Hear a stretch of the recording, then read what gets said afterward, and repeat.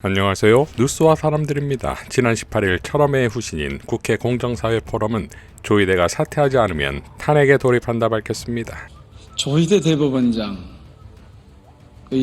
사퇴를 요구하기 위해서 이 자리에 모였습니다. 만약 지금까지 보여준 법원의 위헌적인 그리고 내란 세력을 동조하는 듯한, 옹호하는 듯한 이런 행태가 계속된다면 사법부의 수장인 조희대 대법원장이 당연히 사퇴해야 하고, 만약 사퇴하지 않는다면 저희가 앞장서서 국회에서 탄핵을 추진할 것이라는 말씀을 먼저 드립니다. 그리고 몇 시간 후 대법원은 내란 전담 재판부를 설치하는 예규를 제정하겠다고 발표합니다.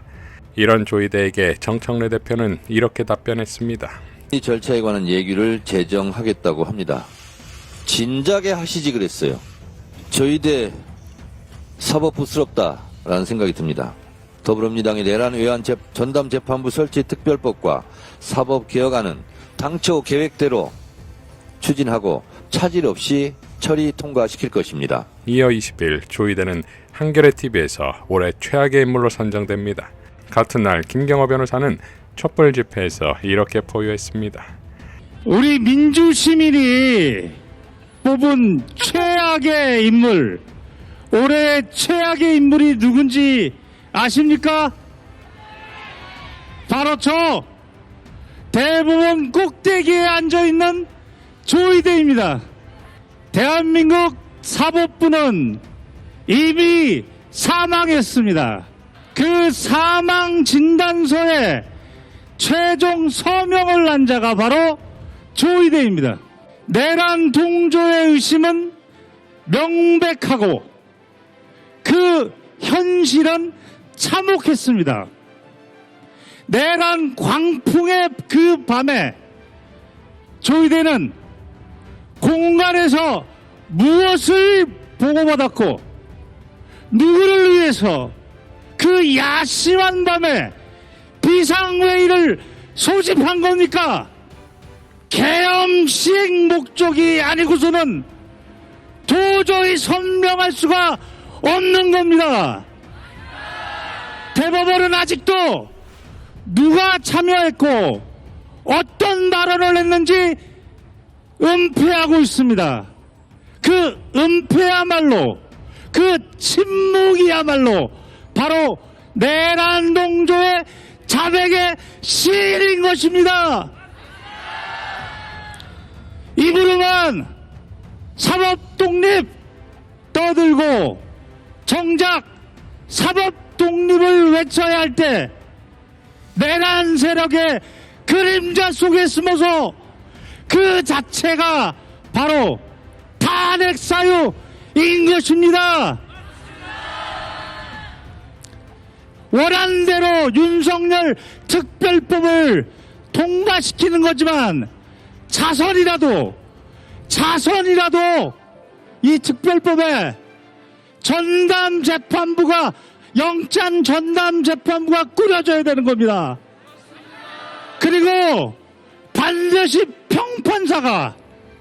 평판사가 내란 전담 재판부를 추천할 수 있게, 그렇게 요구할 수 있게 해야 하는 것입니다. 이제 조희대는 선택지가 딱 하나입니다. 스스로 물러나는 겁니다. 스스로 물러나지 않으면 어떻게 해야 되는 것입니까? 탄핵해야 합니다. 자, 이것으로 조희대는 끝났습니다.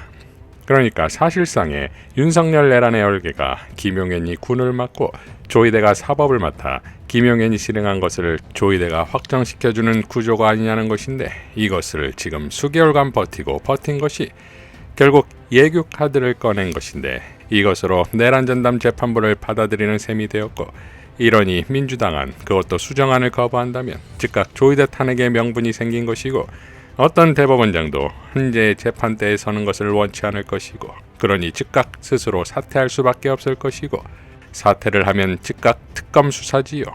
그리고 그 과정에서 조이대를 단죄하라는 국민적 뼈로는 하늘을 찌를 것입니다. 지난 강유정 대변인은 김어준의 겸손은 힘들다 뉴스공장에 출연해 이렇게 발언했습니다.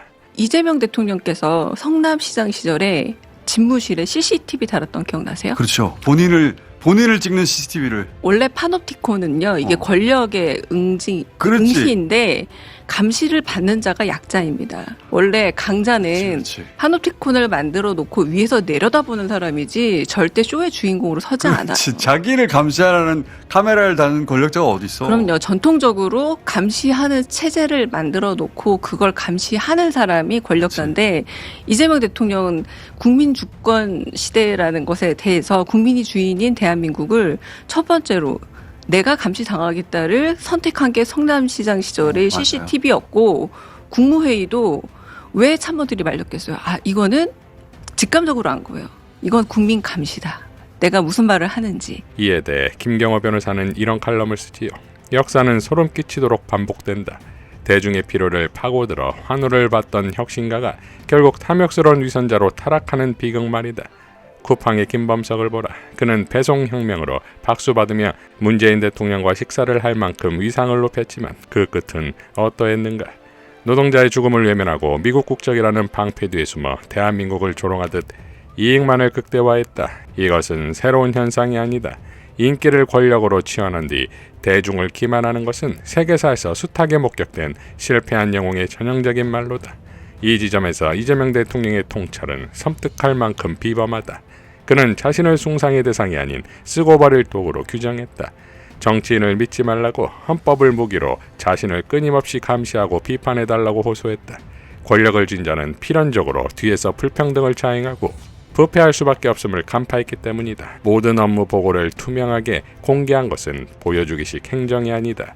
그것은 자신의 내면에서 꿈틀댈 수 있는 욕망과 이기심을 대중의 감시라는 시스템으로 통제하려는 치열한 자기 부정의 산물이다. 권력자가 스스로에게 재갈을 물리는 것, 이것이야말로 부패하지 않고 오래가는 진정한 위대함이다. 노자의 도덕경 3장 불상은 즉 현자를 숭상하지 말라고 일갈했다.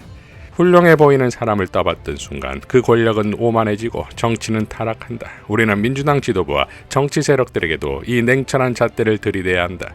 그들이 일할 수 있도록 강력한 지지를 보내되 그 인기와 오만의 탐욕으로 편질되는 순간 가차없이 비판의 회초리를 들어야 한다. 맹목적인 믿음은 민주주의의 적이다. 권력자에게 헌법 준수를 요구하고 그들의 일거수일투족을 감시하며 긴장을 늦추지 않는 것, 이것이 바로 깨어있는 시민의 자세이며 대한민국이 세계사에서 새롭게 써내려가는 K민주주의의 원동력이다. 누군가를 영웅으로 추앙하는 대신 감시자가 되기를 자처하는 것, 그것이 가장 건강하고 위대한 상식이다. 자, 이러니 본인이 천정궁에 갔는지 답변하지도 못하고 당원 게시판 작성자가 가족이냐 해도 답변하지 못하는 자의 트집 잡기가 얼마나 웃기냐 이거지요. 짹짹짹 참새들이 어찌 대붕의 뜻을 알겠습니까? 이상 뉴스와 사람들이었습니다. 시청해 주셔서 감사드립니다.